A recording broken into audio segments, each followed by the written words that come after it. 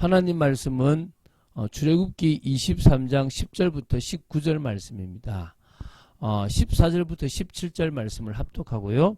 출애굽기 23장 10절부터 19절 말씀을 보도록 하겠습니다. 그러면 출애굽기 23장 14절부터 17절 조금 길지만 합독하겠습니다. 너는 매년 3번 내게 절기를 지킬지니라. 너는 무교병의 절기를 지키라. 내가 내게 명령한 대로 아비볼의 정한 때에 1회 동안 무교병을 먹을지니 이는 그 달에 내가 애굽에서 나왔음이라.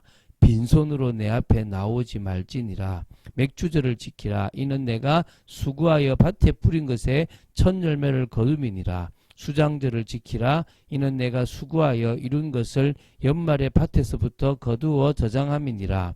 내 모든 남자는 매년 3번씩 주 여호와께 보일지니라. 아멘. 자, 오늘 보게 될 출애굽기 23장 10절부터 19절은 이스라엘 백성이 지켜야 할 각종 절기 준수에 관한 규례를 담은 내용입니다. 하나님은 이스라엘 백성들에게 매 7년마다 돌아오는 안식년, 또 매 7일마다 돌아오는 안식일, 그리고 매년마다 무교절, 맥추절, 수장절을 지키도록 명령하셨습니다. 누구를 위해서요? 사실은 우리를 위해서입니다. 그리고 이스라엘 전 백성을 위한 하나님의 은혜라는 거죠. 특히 새 절기는 예수 그리스도와 관련 있는 축복된 절기가 되겠죠. 그죠? 그래서 출애굽 당시부터 이스라엘 민족의 역사 속에서 가장 중요한 위치를 차지해왔던 것이 이 절기입니다. 그래서 이스라엘 민족에게 절기는 단순한 행사가 아니라 하나님의 백성으로서 자기 정체성을 확인하는 것입니다. 물론 역사를 쭉 보면 제대로 지킨 게 없어요. 물론 지킨다고 폼 잡았지만 마음은 더 못 잡았죠. 왜 이것을 지키는지 의미도 사실은 모르는 사람들이 태반이었습니다. 그러나 이스라엘 역사 속에 계속 이것이 있어 왔고 중요할 때마다 회복되고 중요할 때마다 드려지면서 하나님은 복음을 회복하는 과정들을 해 나가셨던 거죠. 그래서 우리가 하나님과의 관계 속에서 정말 하나님이 회복시키고 하나님의 전체를 살리시는 방법이 뭔지를 좀 봐야 될 줄로 믿습니다. 자, 우리 23장 10절부터 11절을 먼저 보겠습니다. 이스라엘 백성은요 6년 동안 땅에 씨를 뿌려 곡식을 거두지만 제7년째는 땅을 갈지 말고 묵혀두어야 한다고 말씀하십니다. 이게 바로 토지의 안식년 규례라고 보시면 됩니다. 하나님께서 이런 토지의 안식년 규례를 만드신 이유는 이스라엘 백성들이 경작하는 가나안 땅의 참주인이 하나님이심을 기억하도록 하기 위한 겁니다.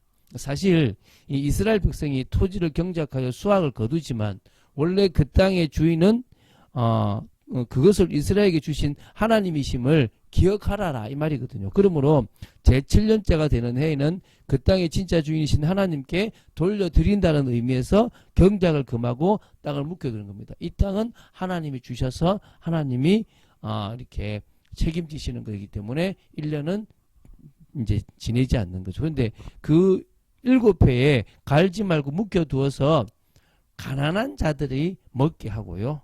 또 심지어 들짐승이 먹게 하게 되라는 것입니다. 그러니까 포도원과 감람원도 그렇게 쉽게 말하면 그 하나님은 그 땅을 쉬게 하면서 가난한 자들이나 또 뭐 나그네나 또 짐승들까지 먹게 하는 그런 하나님의 배려가 또 그 땅이 쉬면서 또 이렇게 기름진 땅으로 바뀌는 그런 배려도 있습니다.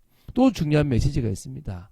자, 아니 1년간 농사를 못 지으면은 먹고 살기 어렵잖아요. No. 6년간 농사 지어도 7년을 먹고 살 수 있을 만큼 역사를 준다는 거예요. 이게 하나님 방법이에요.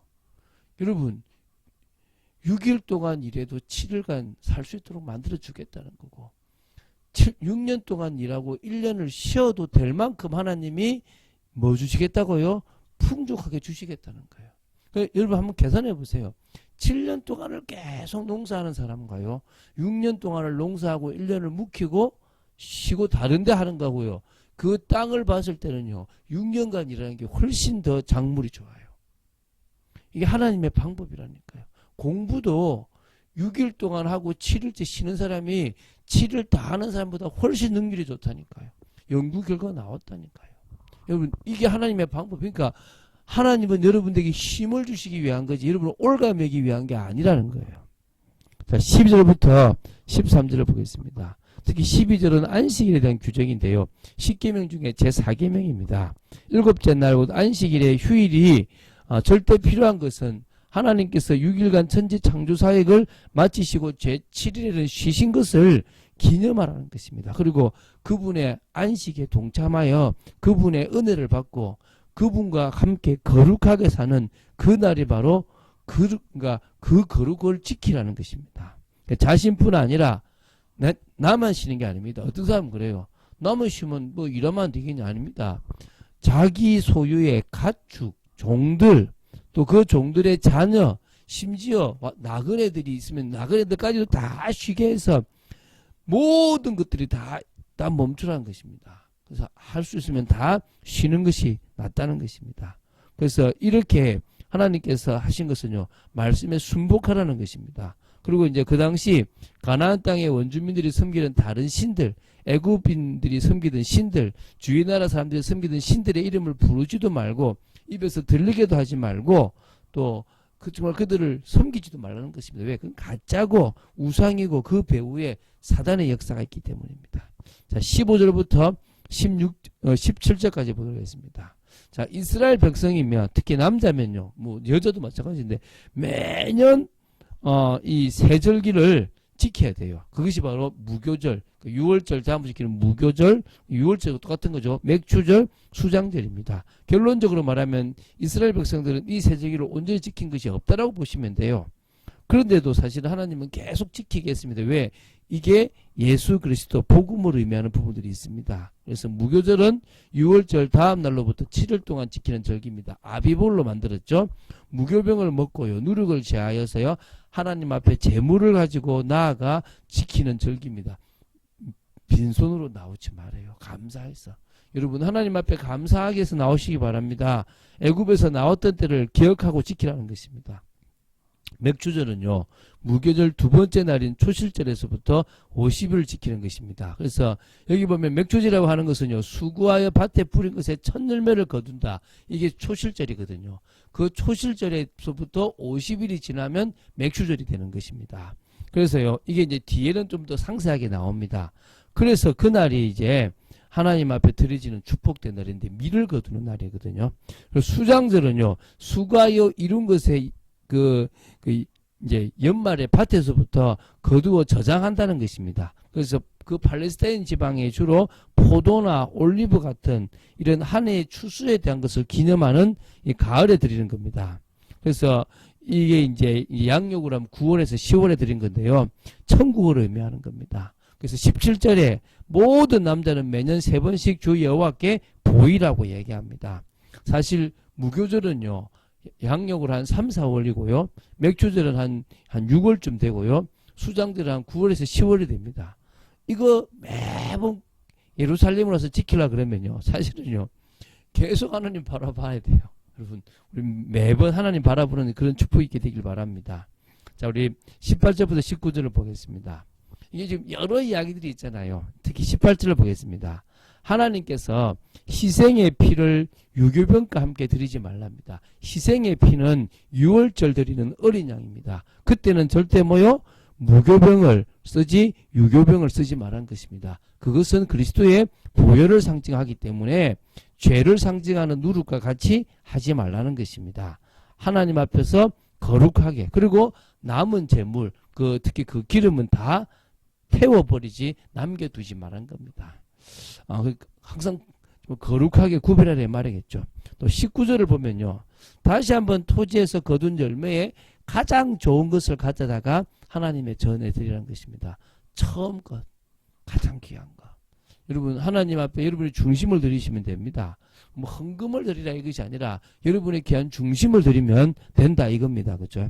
그리고 참 중요한 표현인데, 이 자비로우신 하나님인데요, 염소 새끼를 그 어미의 저주로 삼지 말라는 것입니다. 여러분, 이게 이해가 되십니까? 그렇잖아요. 동물의 그 심정까지도 배려하신 하나님의 마음이거든요. 하찮은 짐승일지라도 염소 새끼를 사랑과 생명의 근원이라 할 수 있는 그 어미의 젖에 넣어 삶는 행위는요, 사람의 본능까지도 파괴하는 비윤리적이기 때문에 하지 말라는 겁니다. 비신앙적인 행동이거든요. 그래서 보면 이렇게 했습니다. 레위기 22장 28절에는요, 어미와 새끼를 같은 날에 잡지 말랍니다. 그리고 또 신명기 22장 6절에는요, 공중에 나는 새조차도 어미와 새끼를 아울러 취하는 일을 금지시키셨습니다.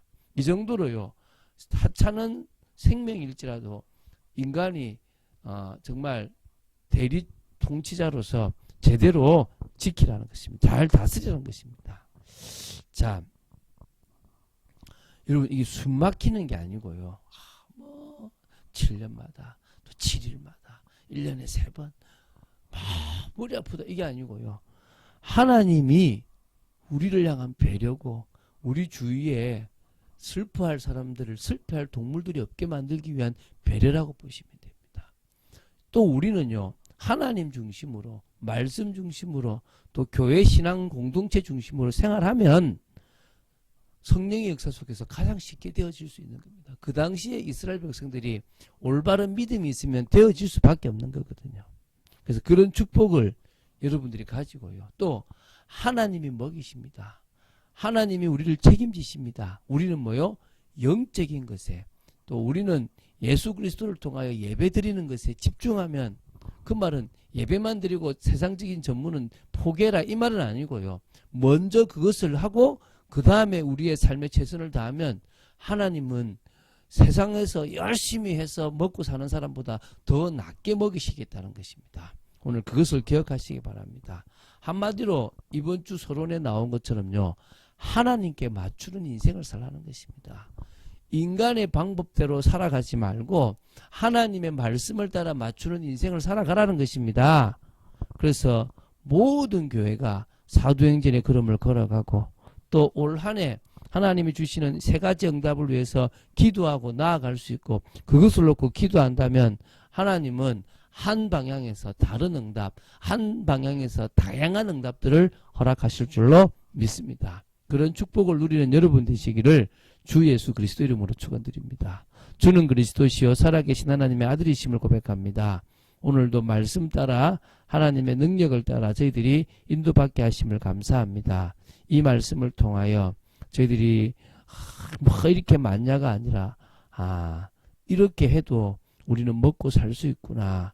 우리가 먹고 살기 위해서 살아가는 인생이 아니라 주님을 바라보는 인생이구나 라는 생각을 가지고 나아갈 수 있을 만큼 저희들을 깨우쳐 주시고 믿음을 허락하여 주시고, 저희들이 정말 더욱 이제 지켜야 될 것들을 지킬 수 있는 힘을 허락하여 주시고 성령의 능력을 허락하여 주시옵소서. 주 예수 그리스도 이름으로 기도드립니다. 아멘.